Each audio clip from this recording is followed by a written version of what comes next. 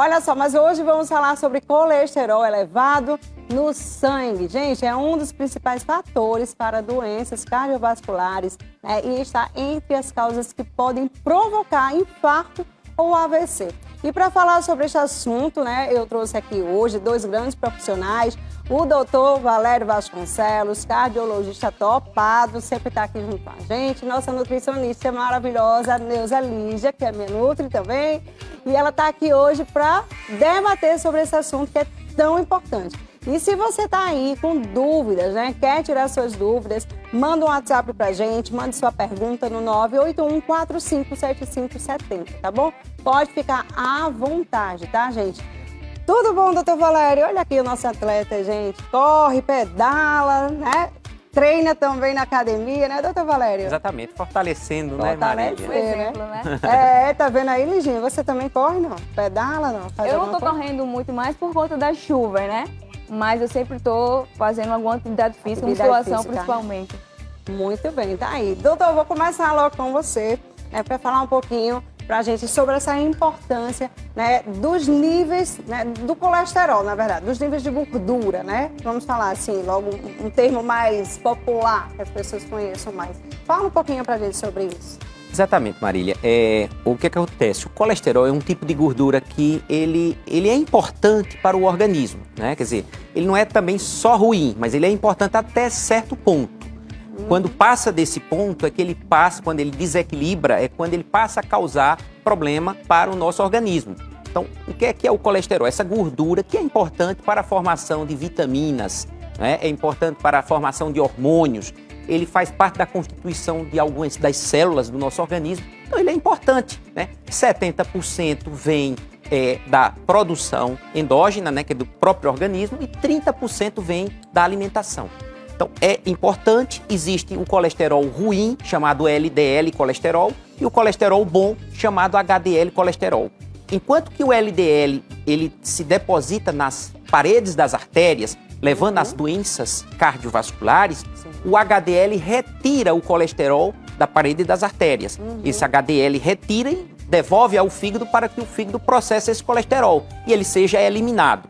Quando esse colesterol ele passa do ponto e quando há um desequilíbrio, ele começa a se depositar. Isso já existe a partir das crianças, já se começa. Quer dizer, as crianças muitas vezes, elas começam já a ter pequenos depósitos nas artérias e demora anos, quer dizer, de forma assintomática, sem nenhum tipo de sintoma, e lá na frente essa placa, dependendo de qual o local onde ela esteja, por exemplo, se for na artéria da perna, ela pode ter dor na perna, se for numa artéria do rim, ela pode ter uma insuficiência renal, se for numa artéria do cérebro, ela pode ter um AVC, e se for numa artéria do coração, por exemplo, ela pode ter um infarto.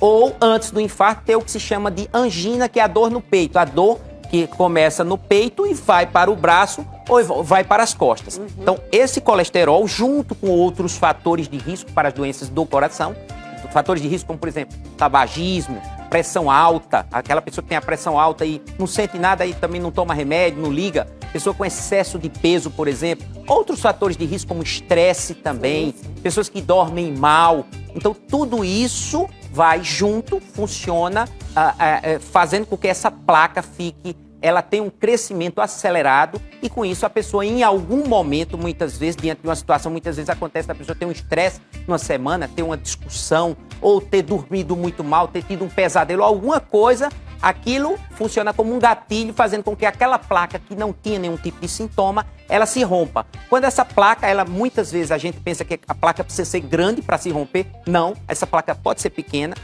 essa placa, ela se rompe, essa placa é rica em colesterol, ela é uma placa, às vezes a pessoa até tem um sangue com colesterol baixo, mas a placa lá tem muito colesterol e com isso essa placa, ao se romper, vai ter um coágulo em cima. Normalmente o organismo tenta, do mesmo jeito quando a gente se corta, se forma um coágulo lá e isso é o começo de tudo, vira uma bola de neve. E aí é quando existe uma obstrução daquele lugar, não passa o sangue mais, e aí a pessoa vai ter o que se chama ataque cardíaco ou infarto, ou até mesmo um derrame cerebral.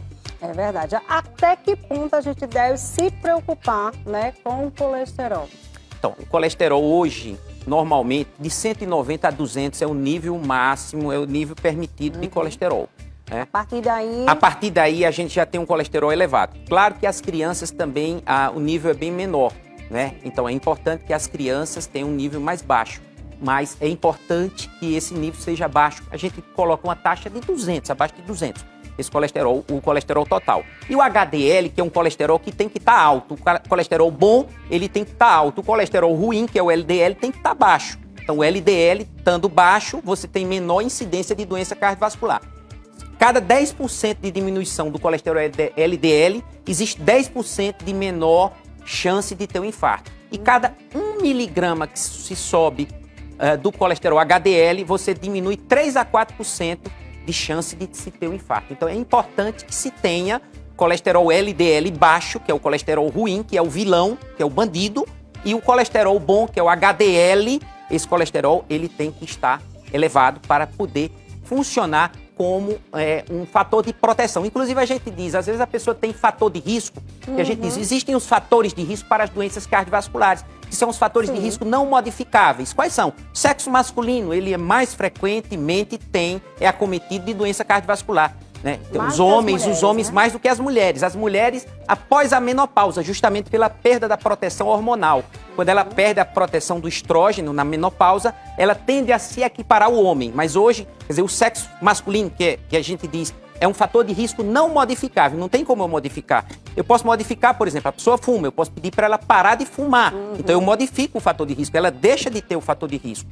O colesterol elevado é um outro fator de risco, eu posso modificar. Eu posso fazer com que ela tratar esse colesterol, estimular, fazer a parte de dieta, a parte de atividade física, exercício físico, e eu posso modificar. Mas, por exemplo, sexo masculino eu não posso. A idade também eu não posso modificar. Quanto mais idade, maior chance de ter uma doença cardiovascular. Então a gente consegue modificar alguns fatores e outros a gente não modifica. Mas qual o bom da coisa? É que o HDL, como é um fator, ele é um fator protetor. Se ele está alto, a gente pode até subtrair um fator de risco. Ele funciona como se vamos supor, você é do sexo masculino, tem um fator de risco. E tem o colesterol elevado, seria um segundo fator de risco. Mas se o teu HDL é alto, você pode subtrair. É como se você só tivesse um fator de risco. Então o HDL, ele protege, é muito importante. Muito importante mesmo. Gente, é o seguinte, tem pergunta já aí do nosso telespectador. A gente vai soltar daqui a pouquinho, a gente conversa com a doutora Neuza Lígia aqui também sobre essa parte do colesterol. Solta aí a primeira pergunta, Janaína. Bom dia, Marília. Eu queria saber uma coisa com o doutor. Porque minha mãe, ela sente muita câimbra debaixo do peito. Ela tem arritmia asmática e hipertensa. E agora ela está com diabetes. Aí do lado esquerdo ela sente muita câimbra, tampando o fôlego dela. E mais do lado esquerdo. Então, como ela falou, ela tem fator de risco como hipertensão arterial e diabetes. Isso é muito comum. Então, são dois fatores de risco. Isso com essa sensação de cãibra e, como ela falou, tampando o fôlego, muitas vezes a gente pensa numa sensação que a gente diz, poderia ser angina, uma das causas que a gente sempre investiga. Claro que a gente não pode dizer que é antes de fazer a investigação, mas a suspeita sempre. Pessoas que têm fatores de risco, que têm arritmia, como ela falou, a arritmia pode ser em decorrência dessa questão de ter a pressão alta, de ter o diabetes, e com essa sensação de dormência no braço, com a sensação de fechamento, de falta de ar, né? Muitas vezes é como se a pessoa tivesse uma sensação de estar sendo sufocado. Muitas vezes tem que ser investigado. Bom, primeiro, ver a pressão está controlada, ver como é que está a glicose, se a glicose está muito alta, ver se tem algum tipo de placa nas artérias, que seria responsável pelo que a gente chamou de angina, que é a placa que dá o sintoma. Muitas vezes o sintoma no diabético, ele não é clássico. O sintoma clássico, por exemplo, no homem, o sintoma clássico é uma dor no peito que vai para o dorso ou vai para o braço esquerdo. Isso é o sintoma clássico no homem. Na mulher é diferente. Quer dizer, as doenças cardiovasculares, muitas vezes, por isso que é uma das causas de aumento no número de mulheres infartadas, é justamente porque são sintomas que a gente diz atípicos, sintomas como dor no estômago ou dor nas costas, simulando problema de coluna ou problema gástrico. No diabético, muitas vezes, ele não tem nenhum tipo de sintoma. Então, às vezes, ele tem um sintoma. Tem uma elevação da pressão arterial, tem, às vezes, queda da pressão arterial, tem, às vezes, aquela pessoa que sobe a pressão, depois a pressão tem uma baixa. Às vezes, a pessoa pode ter apenas palidez, ficar pálido. Às vezes, tem a sensação, muitas vezes, no consultório, as pessoas dizem agonia, eu sinto agonia, mal-estar, como se eu fosse apagar. Então, muitas vezes, o diabético não tem um sintoma bem clássico, aquele sintoma de dor no peito. Então, sintomas como esse, como dormência no braço e essa sensação de fôlego curto, de faltar o fôlego, é importante que seja investigado. Com certeza. Temos uma pergunta aqui no telão. Solta aí, Janaína. Gostaria de saber do doutor Valério se a gastrite afeta o coração. Acabou de falar, né? Sou cardíaca e tenho muita azia e sinto muito desconforto cardíaco. Provavelmente é uma mulher. Você falou agora que poderia dar aqui ou nas costas, né? Já ficou... Não, a gastrite ela não afeta o coração, né? Mas dizer, aquela dor, ela pode, né, a dor, é a dor no estômago, que a gente chama dor epigástrica, Sim. essa dor aqui no estômago, ela tem que ser investigada, né? Se tem o diagnóstico de gastrite, se afastar também a doença cardíaca também. Muito bem, tá aí. Vamos falar um pouquinho com a doutora Neuza Lígia sobre a questão da alimentação, né? Ajuda bastante a baixar o colesterol, a atividade física, a gente sabe que tudo isso contribui, né?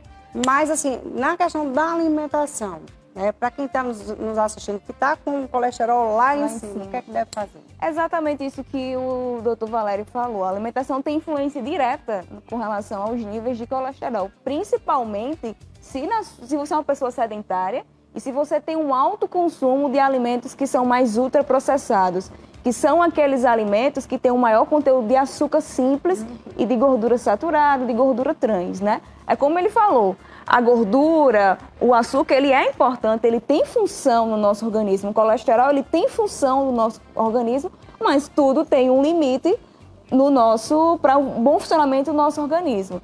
Então, a gente tem que ter moderação no consumo desses alimentos e sempre estar dormindo bem, praticando exercício físico, para que esses níveis de colesterol estejam controlados. Porque aí tem todos esses riscos que o doutor Valério falou. Com certeza. Olha, sobre a busca, né, de exames, muita gente aí não tem muita condição, mas aí corre em busca de um exame no SUS, né, faz aquele levantamento. Como é que é feito essa questão, doutor? O senhor sabe nos explicar um pouquinho sobre isso? Normalmente, no atendimento na rede básica, no PSF, é feita uma avaliação clínica. Faz direitinho, né? Faz uma avaliação e vê, faz as dosagens e de acordo com as necessidades. Faz o tratamento da pressão arterial, tratamento do diabetes, tratamento do colesterol também. Dosagem de todas essas taxas, que é como as pessoas falam, as taxas, né? Então é importante a dosagem das taxas. Então isso é feito na rede básica de saúde. Com certeza. Agora, se o colesterol, né, natural, ele não é algo muito ruim, digamos assim, né? Porque prejudica tanto o nosso organismo. Quando ele passa desse ponto, né, daquele ponto mais ou menos, vamos dizer um nível de corte de 200. Então, quando ele se eleva, muitas vezes, principalmente por outros fatores de risco, ele vai se depositando. Por exemplo, vamos supor, uma pressão arterial elevada. A pressão arterial elevada, ela não traz sintoma na grande maioria dos casos. As pessoas têm pressão alta, não sabem que tem, e o que acontece? Essa pressão, a pressão é o quê? O bombeamento do coração, mandando sangue para o corpo através das artérias. Esse bombeamento do coração, quando a pressão está alta, esse coração trabalha sob uma alta pressão e faz com que haja dano nas artérias. Esse dano nas artérias, imagina, o revestimento da artéria, a gente chama o endotélio. Imagina um tapete, é como se fosse um tapete que é bem lisinho. Aí esse tapete, com essa pressão alta por muito tempo, imagina 24 horas, 7 dias na semana, 365 dias no ano, quer dizer, por anos e anos e anos, essa pressão alta naquele tapete que era lisinho. Então ela começa a criar, fazer com que aquele colesterol em excesso, aquele colesterol ele vá entrar nesse tapete, ele vai ficando por baixo do tapete e formando aquela plaquinha chamada ateroma. E essa plaquinha ateroma, junto com outros fatores de risco, aí imagina, a pessoa ela tem colesterol elevado, começou a formar uma plaquinha, a pressão alta não cuidada, o excesso de peso, não faz atividade física, não faz dieta, direito, come todo tipo de alimento gorduroso em excesso, quando a gente diz o alimento gorduroso em excesso, e com isso, essa soma de fatores de risco, ela favorece o infarto, o ataque cardíaco ou o derrame cerebral. E na tem verdade. gente que nem é gordinho, é magro, mas tem o colesterol alto, né? Exatamente. Porque come muita besteira, né? Exatamente, muita coisa, por conta né? da alimentação. Não quer dizer que uma pessoa é magra ou uma pessoa tem um peso elevado, excesso de peso, não quer dizer que vai ter um colesterol bom. A gente brinca, até diz o seguinte, ele é magro por fora e gordo por dentro. Exatamente. E muitas vezes ele tem um excesso. Às vezes a gente encontra, por exemplo, eu faço ecocardiograma, a gente está fazendo eco e às vezes o coração aí tem vê um pouquinho do fígado, a gente já vê o fígado gorduroso. Exatamente. Muitas vezes o fígado, aquela chamada esteatose hepática, gordura no fígado, muitas vezes excesso de carboidrato, de açúcar. Exatamente. Né? Tudo isso. Exatamente. E essas questões que ele falou, isso é muito importante, porque isso, muitas vezes, na primeira infância, né, logo no início da vida, não é diagnosticado, né? Os pais, muitas vezes, liberam a alimentação para a criança sem nenhum critério para o menino não a perturbar mais, e isso vai gerando dano que mais na frente essa conta vai chegar, né? Porque muitas vezes é dado à criança, não só a criança, mas no início da vida, né? Alimentos que não são tão saudáveis, né? E isso prejudica. O que tem de criança com colesterol elevado, com essa formação que o doutor acabou de dizer, é muito significante hoje em dia, né? É verdade. Interessante que os alimentos das crianças, quer dizer, os alimentos mais saborosos, aqueles Exato. alimentos de cor bonita, aqueles alimentos são os que as crianças mais querem. Exatamente. Muitas vezes têm um Verdade. apelo grande, né? Os alimentos, como a doutora falou, ultraprocessados. Então, esses Exatamente. alimentos justamente são os alimentos que, em excesso, eles levam a um excesso de colesterol. E a gente Exatamente. tem encontrado crianças com colesterol muito elevado. Existem pesquisas realizadas em escolas mostrando Exatamente. que crianças, por conta do tipo de alimentação, muitas vezes, e até mesmo crianças que ficam paradas muito tempo, ficam Exatamente. jogando muito tempo videogame, né? Porque Ficam hoje muito o estilo parado, de né? vida da criança Parado já muito modificou, tempo. É né? verdade. Ela está mais sedentária, hoje em dia a criança está mais sedentária, mais em casa, por diversas questões do que antigamente, né? Exatamente. Então isso vem levando muito a essa questão do colesterol, a uma diabetes. É muito fácil hoje em dia, não é difícil encontrar uma criança diabética, uma criança que já tem problema de colesterol, que já tem uma certa hipertensão. Então a gente já vê alguns fatores já se demonstrando numa criança, né? Um problema de adulto, como o pessoal diz, já na Exatamente. criança. Agora me diga uma coisa, me tira uma dúvida. Ovo, né? Tem gente que come ovo demais. Isso faz mal? Aumenta o colesterol? Não Antigamente diziam, olha, não coma muito ovo não, que seu colesterol vai lá para cima. Não existe nenhuma quantidade. Você só pode consumir 3 ovos por dia ou 5 ovos na semana. Não existe isso, certo? O que existe é um controle do consumo. Então, a quantidade de ovo, estou falando de ovo, né? Para todo mundo aqui, vai ser de acordo com a sua individualidade, né? Não tem como a gente dizer, só pode comer 3 ovos, só pode comer 4 ovos, enfim. Não é assim, isso é bem individual. Agora, se você tem um excesso do consumo de ovo, principalmente com relação à gema, né, que tem uma maior quantidade de gordura. Mais gordura. Exato. Aí você pode vir a ter um aumento de colesterol. Mas o aumento do colesterol, ninguém ficou com colesterol elevado por conta de ovo.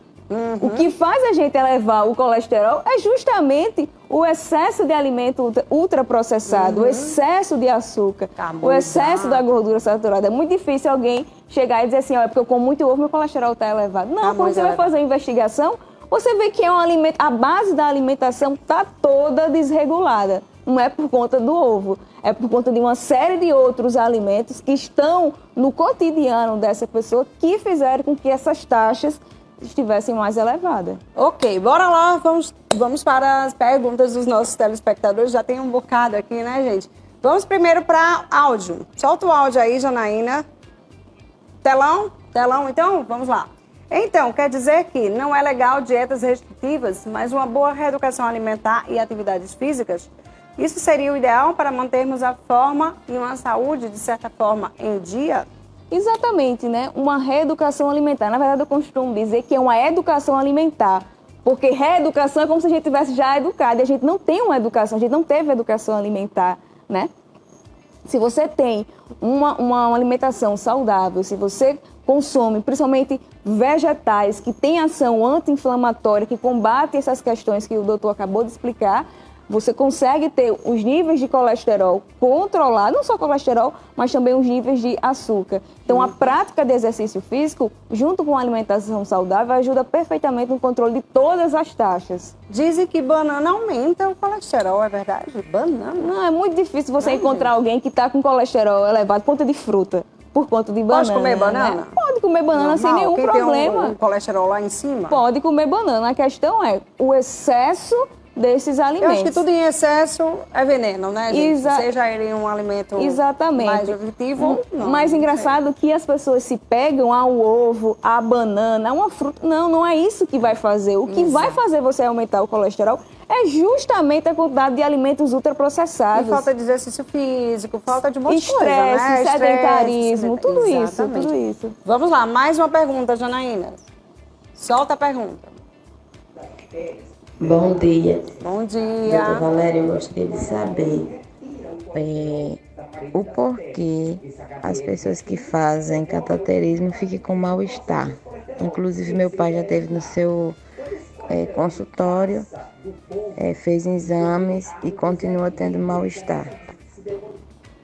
O cateterismo, na verdade, ele normalmente a pessoa não sente mal-estar. Então, após o cateterismo, hoje o cateterismo é um procedimento. Antigamente, no começo, se pensava que era uma cirurgia, muitas vezes. Né? O cateterismo é um procedimento diagnóstico ou terapêutico. Então, muitas vezes você faz o cateterismo quando há indicação por um problema de um entupimento nas artérias, quando existe uma suspeita forte, ou quando a própria pessoa já teve um infarto. Ou já teve, por exemplo, ponto de safena, já fez ponto de safena, e você está tendo dor no peito, então há a indicação do cateterismo para ver se as pontes de safena estão funcionando bem. Então, o que é que acontece muitas vezes? Após o cateterismo, não é normal a pessoa estar sentindo mal-estar. Quer dizer, a pessoa que após o cateterismo não está sentindo mal-estar, possivelmente a doença não está compensada. Tá? Então, muitas vezes a pessoa tem o que se chama angina. Tá? Então, o mal-estar muitas vezes pode ser por conta de angina, pode ser. Depende do nível de doença. Quando a gente diz o nível de doença, a doença, aquilo que a gente falou agora há pouco, a aterosclerótica, as placas de gordura. Muitas vezes, as placas de gordura, quando você tem muitas artérias acometidas, então muitas vezes a pessoa pode ter mal-estar. Muitas vezes, dependendo, não sei se a pessoa já fez ponto de safena ou não, ou há indicação ou não de fazer ponto de safena, ou até mesmo o que se chama de angioplastia, que é você desentupir uma artéria. Muitas vezes a pessoa tem uma artéria apenas entupida, então você faz o cateterismo, quando tem aquela artéria entupida, você passa o cateter e bota o que se chama o stent, que é aquele, faz aquela malhinha para poder segurar a artéria aberta. Então, cada caso é um caso. Então, quando a pessoa está com mal-estar, muitas vezes, eu não sei faz quanto tempo faz que a pessoa passou, mas muitas vezes é necessário uma reavaliação, é necessário ver os medicamentos, ou se esse mal-estar não se deve também a um outro fator. Às vezes, né? Outra a doença, pessoa que tem um problema cardíaco também tem, que a gente tem outras comorbidades. Então, muitas vezes a pessoa tem diabetes, muitas vezes a pessoa tem pressão alta. Então, o mal-estar não é próprio do cateterismo. O cateterismo normalmente não deixa a pessoa com mal-estar. Não acontece isso. O cateterismo é um exame e após a realização, você volta para casa normalmente, ele vai lá, diagnostica o problema ou trata caso haja necessidade. Então, muitas vezes, ou apenas ele diz, tem um entupimento em tantas artérias, mas não precisa fazer angioplastia nem ponte de safena, e apenas a medicação. Aí a medicação, muitas vezes o cardiologista vai passar a medicação e também encaminhar para outros profissionais se houver a necessidade, como, por exemplo, endocrinologista. Muitas vezes a gente encaminha para o endócrino, às vezes a pessoa tem um problema renal, encaminha para o nefro também, e em conjunto, encaminha também para nutricionista, tentar ver o porquê desse mal-estar. Então é importante que se veja, que se faça uma avaliação para se saber qual é a causa do mal-estar. Muito bem. Tem mais perguntas, né, Janaína? Solta aí mais uma pergunta. Aqui no telão. Vamos lá. Bom dia. Meu triglicerídeos deu 920 e tenho saber se tem alguma coisa relacionada. E tá muito alto, tá, né? Tá. Normalmente o triglicerídeo é um tipo de gordura também, né? E essa gordura normalmente a faixa é até 150, o valor. Quando ele passa de 150, ele está elevado. Muitas vezes ele está relacionado a diabetes ou a glicose, consumo de carboidratos, né? Quer dizer, a gente chama massas e açúcares, está elevado. O sintoma pode ter a ver se a pessoa, por exemplo, tem algum outro problema devido a esse triglicerídeo elevado, e isso pode estar sendo a causa da dor de cabeça. Não é o Exatamente. triglicerídeo que vai dar o sintoma, mas alguma coisa que existe. Vamos supor, uma pessoa tem uma placa de gordura naquele lugar e tem esse triglicerídeo elevado. E tem outros fatores, pressão elevada, não tratada, diabetes. Sempre vai estar associado com alguma outra Isso. questão. Porque, na verdade, os distúrbios metabólicos que a gente diz, que é o colesterol elevado, o LDL alto, o HDL baixo, a glicose elevada, ácido úrico alto, triglicerídeo alto, tudo isso existe um distúrbio metabólico. Um metabolismo, existe uma alteração nesse metabolismo que, junto com uma pressão elevada, junto com uma genética que a pessoa tem, aí pode estar relacionada à dor de cabeça. Então é importante que se faça uma investigação dessa dor de cabeça. Para saber se, inclusive, tem alguma patologia já associada que está Exatamente. provocando toda essa questão metabólica. Muito É bem. bem perigoso. Tem mais perguntas, né, Janaína? Solta a pergunta. Bom dia, Marília. Me chamo Adriana. Eu queria saber, quem tem pressão alta e colesterol, significa de quê? Se é da gordura que a gente come, carne gordurosa, ou manteiga, ou etc., outras coisas. Queria saber se é sobre isso. Um bom dia e Deus te abençoe a todos. Nada. Exato. Isso contribui para o aumento Exatamente. do colesterol, né? O quanto que ela está consumindo de manteiga, por exemplo. Será que ela está colocando muita manteiga no pão? Será que ela utiliza muito fritura na hora de preparação dos alimentos? Isso pode contribuir com o colesterol. Ela também afirma que tem pressão alta, né? Será que ela está com excesso de peso ou será que é uma obesidade? Será que é uma pessoa sedentária? Isso tudo vai ser fator de risco, né? Para esse aumento do colesterol e para esse possível distúrbio metabólico que, inclusive, ela pode estar. É realmente necessário uma avaliação para a gente saber realmente o que é que pode ser feito para melhorar essa condição. E a gordurinha da carne, como ela falou, né? Pode comer? Não A em gordura excesso, é né? como a gente estava acabando de dizer, as gorduras elas são importantes para o nosso organismo. A gente precisa ingerir gordura para o funcionamento, tá? E o colesterol que tem função no nosso organismo. O problema é quando a gente passa desse ponto e esse colesterol ele começa a causar muitos problemas para a nossa saúde, associado a outros fatores que vão potencializar esse problema relacionado ao colesterol. Meu Deus, minha gente, a gente tem que ter muito cuidado, né? Com tudo. Gente, tudo em excesso é veneno, é sim, açúcar demais. Dizem que o azeite, né, quando você coloca para fritar alguma coisa, transforma-se em óleo. É verdade? Como é Não, que você é isso? pode. O azeite, ele é uma das melhores fontes de gordura que a gente tem. O Certo. ideal para consumir o azeite seria se fosse na forma fria, porque ele contém alguns compostos que a gente chama de anti-inflamatório, que vão combater esses problemas que a gente estava falando. Mas em relação à fritura e a cozimento, uma das melhores fontes de gordura para ser utilizada é o azeite. Mas não é que você deve usar ele de forma descontrolada, certo? Preferencialmente o azeite, mas já é um lipídio, uma gordura mais cara, né?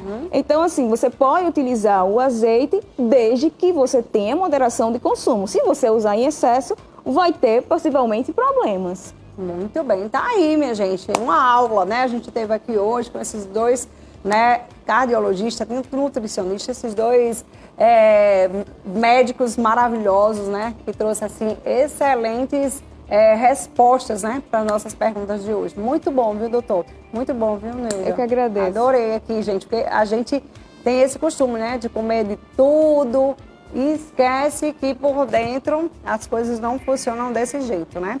Então vamos tentar amenizar um pouquinho. Quer comer? Come, mas não come exagerado. Come um pouquinho, né, Neuza? Exatamente. Come aquele negócio assim, ó, vou comer no final de semana, quer um docinho, come uma colherzinha, você vai comer um brigadeiro gigante inteiro, um prato, come só uma Exatamente. colherzinha, só pra matar a vontade, né? Exatamente. Mas não que você vai deixar de comer tudo, né? Porque tem gente que fala, ai meu Deus, eu vou ficar sem comer isso, né? Não, você vai poder comer um pouquinho de cada coisa, contanto que você não coma exagerado. Vai comer uma pizza, come uma fatia, duas o máximo, né? Duas o máximo, né, Neuza Lídia? Não é não, doutor? Agora, não vai comer uma pizza inteira, esse negócio de vamos pra rodízio, tô fora, viu? Tô fora de rodízio. Mas olha, muito obrigada a vocês, excelentes profissionais, né? Voltem sempre, né, por aqui, pra gente sempre debater sobre esses assuntos, é super importante, né? A população agradece aí, viu? Obrigada, viu, doutor Valério? Que agradeço. Tá aí, gente. Ó, vou a um pequeno intervalo, volto já, não sai daí não.